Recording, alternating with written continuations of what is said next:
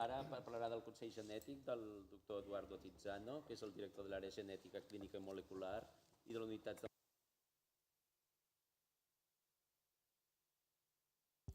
Muchas gracias por la invitación, fundamentalmente a Yolanda Arbiol de la plataforma y a los miembros de la Asociación de Enfermedades Hepáticas Minoritarias para estar aquí transmitiéndole algo que todo el mundo habla, pero que parece que es como ver la naranja, pero nunca exprimimos el zumo, ¿no? Que es el asesoramiento genético. ¿Qué es el consejo genético? ¿Qué es el asesoramiento genético?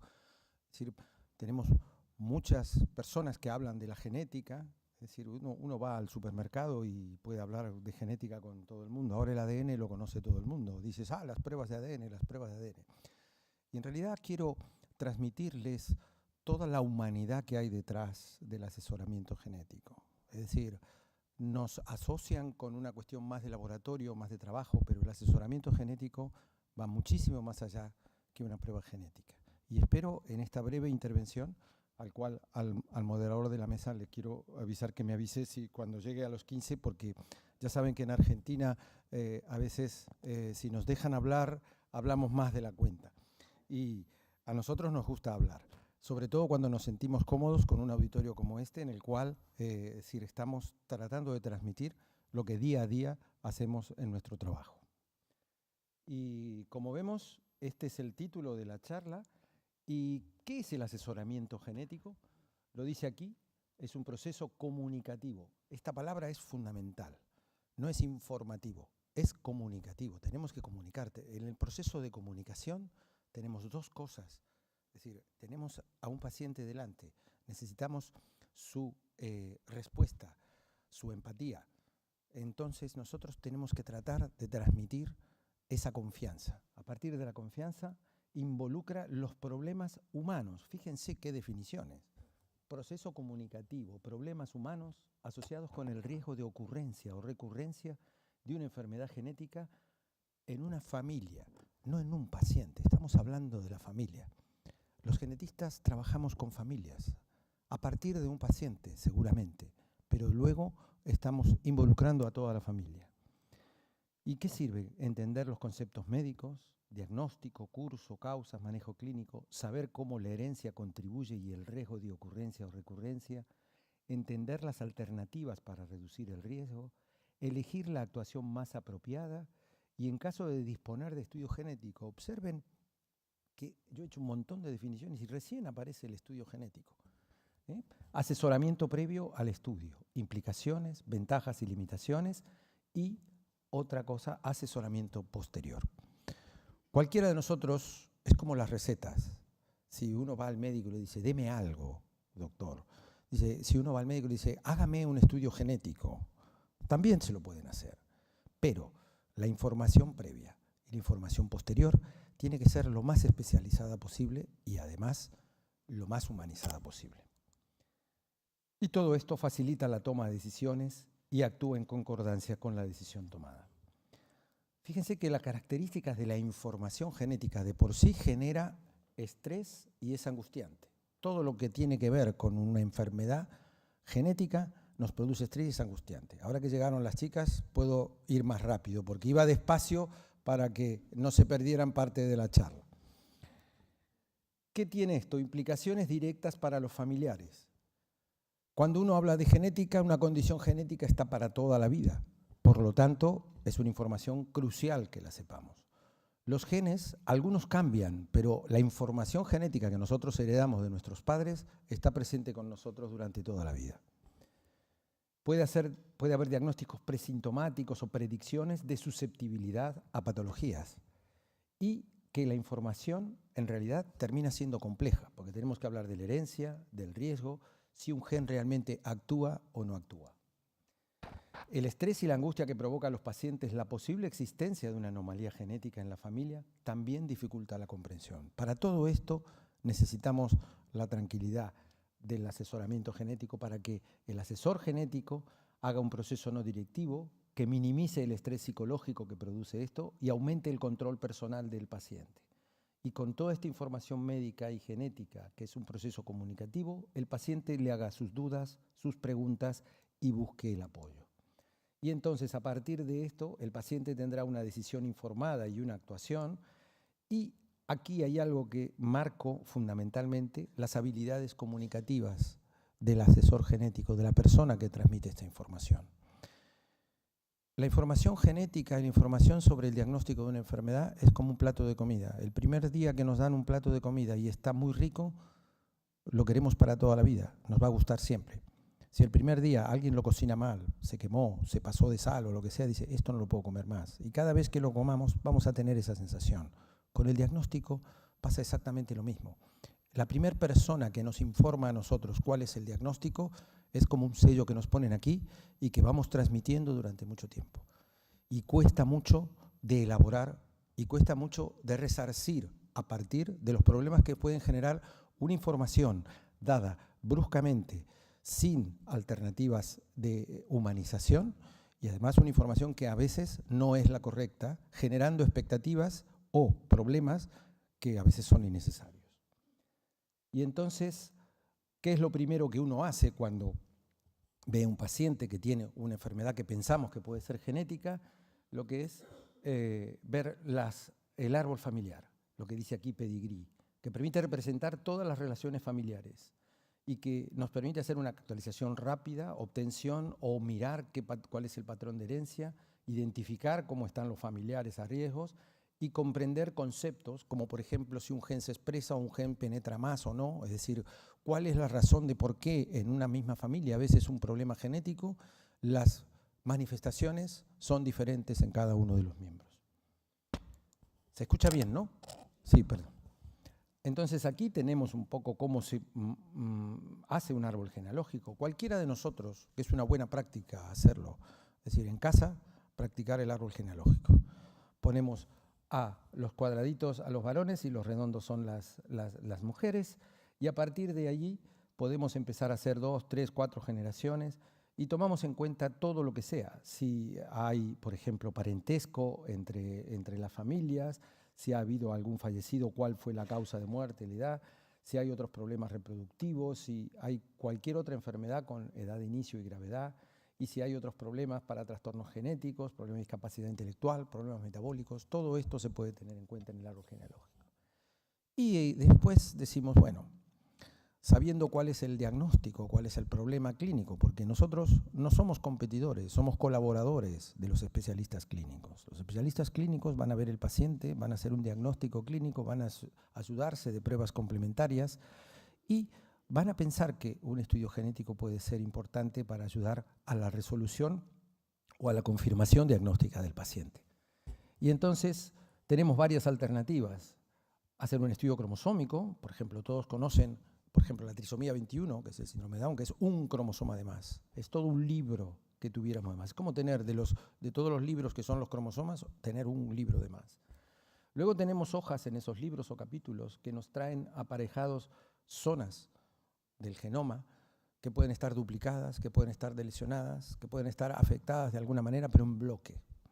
Y finalmente llegamos a la lectura propia de cada uno de los capítulos, de cada uno de los renglones, de cada una de las frases, de cada una de las palabras, que es realmente la cadena de ADN que tenemos aquí, con sus 4 bases totalmente conocidas: adenina, timina, citosina y guanina. Nosotros en Argentina, cuando aprendemos esto, tenemos 2 referentes del tango muy importantes. Uno es Carlos Gardel, por eso sabemos siempre que la citosina va con la guanina. Y otro es Aníbal Troilo, que es un bandoneonista también muy conocido. Si tienen oportunidad, cuando entren en YouTube o en Internet, escuchen música, sobre todo a los que les gusta el tango, que realmente han sido unos intérpretes de los cuales yo estoy muy orgulloso por haber nacido allí, de poder transmitir esta información. Bien, podemos empezar en el cromosoma, podemos terminar en el capítulo, pero en todo esto hay un estudio genético que tenemos que explicar y que tenemos que contar. ¿Cuál es la importancia de secuenciar el ADN? Porque esto es otra cosa que nosotros sentimos también. ¿Qué pasa con la secuenciación del ADN? Y lo que nos da la secuenciación del ADN es cada una de estas, Aníbal Troilo y Carlos Gardel, que andan dando vuelta a todos por aquí. Ven que no se olvidan, ¿eh? ¿Ven? Ahí está. Entonces no se olvidan que hay una secuenciación que decodifica el ADN para darnos un orden preciso de estos 4 componentes. Y que el orden que llevamos es el que dicta, junto con el efecto del medio ambiente, lo que somos y lo que seremos. Y que cambios en ese orden, en esas bases, pueden producir enfermedades heredadas, que son genéticas, o adquiridas, con base genética. Podemos llevar una susceptibilidad y luego viene algo del medio ambiente que nos ayuda a desarrollar esta enfermedad. Y hay otros que el medio ambiente no lo ayuda y no la desarrolla. Ya vamos a ver claramente en el tipo de enfermedades genéticas. El concepto que tienen que saber para poder entender la genética es que nosotros somos el producto perfecto casi, desde el punto de vista biológico, de nuestro papá y de nuestra mamá. Y que heredamos siempre. Todos los genes están por duplicado, todos los genes. Y esto que se llama locus o loci, que es un latín que significa lugar, son como las sillas, hagan de cuenta que son las sillas de una fila del cine, y que las distintas alternativas en cada una de las sillas son los alelos. Y estos alelos nosotros heredamos uno de papá y otro de mamá. Si esos alelos se parecen, vamos a ser homocigotos, vamos a tener una información más, digámosle, compactadamente igual. Y si son diferentes, vamos a ser heterocigotos. Y vamos a tener en el mismo lugar que corresponde de cada gen, un gen que le damos de papá, el alelo del papá, que es de un color, y el alelo de la mamá, que es de otro color. No necesariamente tienen que ser iguales, pero cuanto hay más consanguinidad o más parentesco en la familia, los colores estos tienden a ser más parecidos. Y muchas enfermedades, ahora vamos a ver, se producen cuando estos colores son iguales. Y hay otras enfermedades en que solamente con que uno de los colores esté afectado se manifiesta la enfermedad. Y esto es lo que ocurre con los trastornos que nosotros llamamos monogénicos, porque uno de estos genes, uno de estos alelos puede estar alterado. Y el gen, como es tan bueno, está en el núcleo y no trabaja fuera. El gen está ahí, guardadito, pero tiene un mensajero que se llama RNA mensajero, que después va a sintetizar una proteína y que va a dar el fenotipo. Esta proteína va a ayudar a determinarnos a nosotros qué es lo que somos, cómo somos físicamente o cómo funcionan nuestro organismo, cómo funcionan nuestros órganos. Y esto es lo que pasa aquí con el Señor.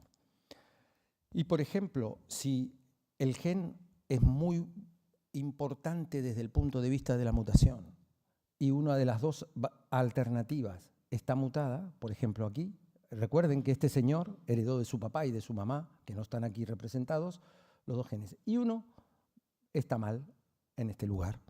Y este que está mal, sabemos que por alguna razón domina sobre el que está bien. Por eso se llaman dominantes. Y cuando dominan, la sola presencia, no importa lo que tengas de este lado, su sola presencia indica que puede haber enfermedad. Y por ejemplo, hay enfermedades hepáticas que pueden tener quistes hepáticos o fibrosis, como la poliquistosis renal, y que son de herencia autosómica dominante. Y aquí no importa si son varones o son niñas, la transmisión es varias generaciones en una misma familia, se va transmitiendo la enfermedad.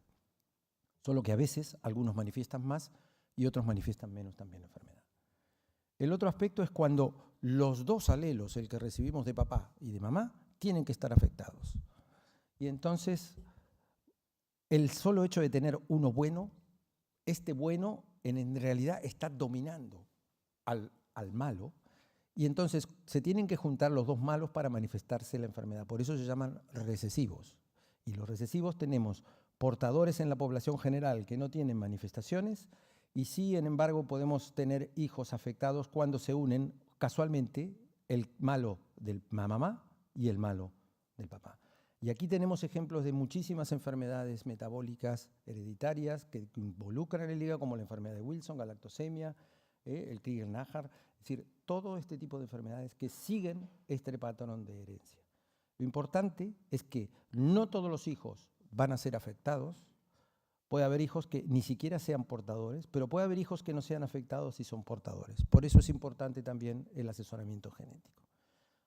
Esto es cuando es un problema de un solo gen y que su presencia categoriza o no la enfermedad. Pero luego tenemos las enfermedades que nosotros consideramos genéticas multifactoriales, donde hay involucrados varios genes, varios RNAs, varias proteínas, pero sin embargo el fenotipo al final es el resultado de todo este efecto, digámosle, sumatorio de estos distintos genes y esto que ven aquí al lado que es el medio ambiente. El ejemplo más claro es nosotros heredamos los genes de altura de nuestros padres, ¿sí? Si tenemos dos padres muy altos, vamos a ser seguramente altos, pero si no comemos, nunca vamos a poder desarrollar la altura. El medio ambiente es comer. Para que vean que nosotros podemos tener un montón de información genética que es positiva, pero la vamos a desarrollar siempre y cuando tengamos el medio ambiente. También podemos heredar los genes de la inteligencia, pero también necesitamos cultivarla, esta inteligencia. Podemos ser potencialmente muy inteligentes, pero si no lo cultivamos, ese medio ambiente que nos ayude a desarrollar esta inteligencia, no vamos a tener oportunidad de manifestarla totalmente. Y esto es lo que pasa con las enfermedades multifactoriales. Y las colangitis entran dentro de este aspecto. Las colangitis, que pueden ser la biliar primaria, que afecta más a mujeres, o la esclerosante primaria, que afecta más a varones. La cuestión es que hay factores genéticos asociados que, por ejemplo, tienen que ver con los antígenos de histocompatibilidad, que son los HLA, estos que se hacen para los trasplantes. Cuando determinan si una persona puede ser un donante o puede recibir un órgano, se mira lo que es la histocompatibilidad, compatibilidad de los tejidos para que el organismo lo rechace y si lo tiene que rechazar, lo rechace lo menos posible. Entonces, además tenemos factores genéticos de susceptibilidad que está con genes relacionados con la inflamación y con la inmunidad. Y también tenemos factores que llaman epigenéticos. ¿Qué es la epigenética? Otro nuevo concepto. Nosotros, los genes funcionan, pero puede ser que no tengamos ninguna mutación en un gen, pero no funcione. Hagan de cuenta que tenemos un coche. Tenemos el coche con las 4 ruedas, con todo, pero resulta que cuando lo vamos a arrancar no funciona. En cambio, una mutación puede ser que le falte una rueda, o que le falte el volante, que tenga un problema en el motor que no funcione bien, pero que sea realmente visible, estructurable, que es lo que vamos a ver con las mutaciones. Pero no siempre estamos en condiciones de ver un problema de funcionamiento tan obvio. A veces no funciona y no sabemos por qué no funciona. Y entonces tenemos que llamar al mecánico, y el mecánico es el señor de epigenética que estudia la epigenética y estudia cosas en el genoma que todavía no sabemos qué significan, como es la regulación de los genes, como es la activación o la inactivación de los genes. Estos mecanismos son mucho más conocidos y mucho más estudiados en el cáncer, pero evidentemente en las enfermedades minoritarias y particularmente en las multifactoriales de susceptibilidad son factores que tenemos que tener en cuenta. Y esta epigenética también se modifica por cosas tan increíbles como, por ejemplo, que nosotros sepamos y que reconozcamos una melodía.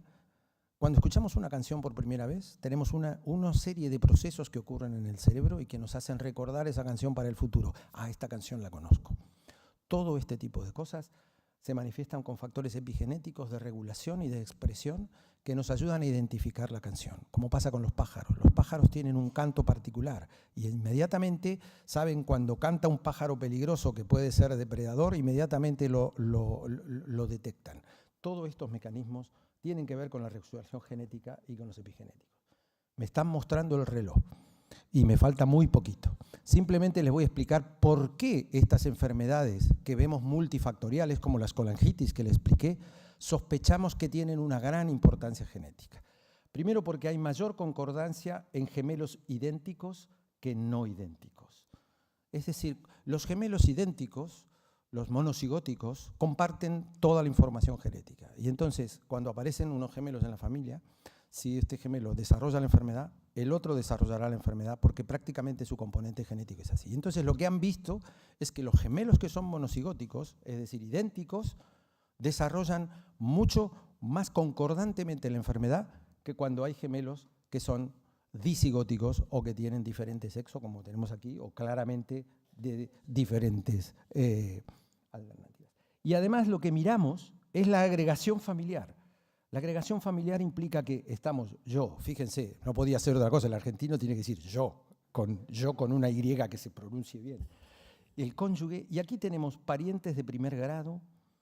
Si está en parientes de primer grado, compartimos más información genética, parientes de segundo grado, que son los verdes, parientes de tercer grado y parientes de cuarto grado. También está la suegra, pero la suegra es una madre que nos prestan, recuérdenlo. Entonces, toda esta alternativa nos indica lo que es la agregación familiar y nos puede dar unos riesgos relativamente bajos comparado con lo fuertes o lo altos que pueden ser los riesgos de las enfermedades típicamente dominantes o típicamente recesivas, y que es unos riesgos que yo digo siempre que se pueden contar con los dedos de la mano. Pueden ser del 4%, del 5%, del 8%, pero casi nunca superan el 10%. Al revés de los riesgos de una enfermedad recesiva, que es el 25%, y de una enfermedad dominante, que es del 50%. Y esto es lo que ocurre en las colangitis. Y aquí los genes involucrados, que son del HLA, por tiempo voy a ir muy rápido, pero simplemente para que vean toda la variedad de cosas que hay que nos hacen que nosotros podamos reconocer en estas células que son de la inmunidad, que seamos compatibles o no compatibles. Y luego todos los genes de la inmunidad que pueden estar involucrados y que se han descrito. Y aquí para recordarles que un gen determinante puede dar un problema autosómico recesivo, autosómico dominante. Un gen importante puede trabajar fundamentalmente haciendo la susceptibilidad, pero también habrá otros genes que están y el medio ambiente va a ayudar a que se desarrolle, ¿no? O luego tenemos varios genes, de los cuales no podemos determinar cuál es el importante, pero que todos funcionan y todos tienen algo que ver. Y aquí tenemos una serie de genes que se han descrito relacionados o como susceptibilidad o como realmente resistencia a estos trastornos hepáticos, como por ejemplo las colangitis que les he mencionado anteriormente. Simplemente en estos casos tenemos una balanza que nos dicen los factores que son malos y los factores que son buenos, y a partir de estos factores aparece la definición final, en el cual diríamos cuáles son los factores buenos o malos que pueden estar influenciando o ayudando a una familia que manifieste o no la misma enfermedad. Comunicando el diagnóstico. Una buena comunicación y una adecuada información ayuda a los pacientes y a sus familiares. Es también parte de las buenas prácticas clínicas. Sabemos lo que tenemos, lo que nos pasa, pero a veces no se sabe cómo llamarlo o no saben cómo llamarlo. ¿Me pueden ayudar hasta encontrarlo, hasta saberlo? En eso sí que podemos ayudar. ¿Lo sabemos clínicamente? Y si es genético, ¿lo podemos confirmar? No siempre. ¿Y cuánto tiempo puede llevar saberlo si me hacen un estudio genético? Y tenemos todas estas alternativas que entran dentro del proceso de asesoramiento genético para ayudar a la última frase que digo aquí: apoyo durante todo el proceso y acompañamiento en la toma de decisiones y en las expectativas. No toda la explicación está en el DNA. Tenemos limitaciones y nosotros tenemos que suplir esas limitaciones con humanidad, compartiendo lo que sabemos y lo que no sabemos con el paciente. Y diciéndole las cosas, esto ya los que han estado en otra charla mía ya lo saben, diciéndole las cosas no en una mesa rectangular de un lado y del otro, sino en una mesa redonda, compartiendo la información, lo que nos va a acercar muchísimo más y nos va a dar mucho más empatía con el paciente. Y recuerden que es todo un programa de trabajo en equipo, es decir, clínicos, asesores, gente del laboratorio. Y simplemente les muestro mi equipo con el cual trabajamos diariamente para cumplir este tipo de pautas que yo les he puesto. Y recordarles que este año se cumplen 50 años del Servicio de Genética del Hospital Valdebrón y el 11 de diciembre hacemos un acto al cual están todos cordialmente invitados. Muchas gracias.